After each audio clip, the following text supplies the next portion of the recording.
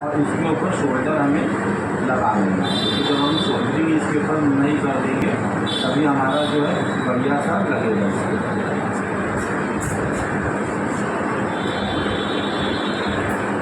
ठीक है, यहाँ से इस तरीके से हमने उसको थोड़ा थोड़ा शोल्डर लगा भी लिया और अपनी शोल्डरिंग जो है वो भी नहीं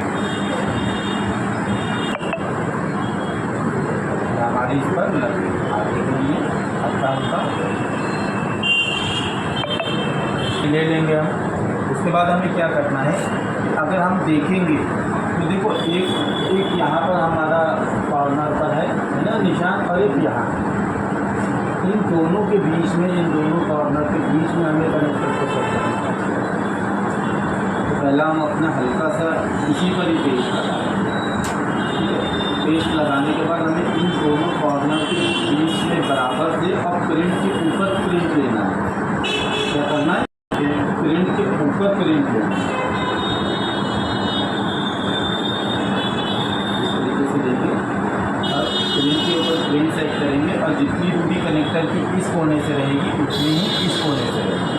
बस हमें लाना है और एक साइड से इसको, आगे वाली साइड जो है वो बेस मजबूती के लिए उसको ग्राउंड कर दिया है ना।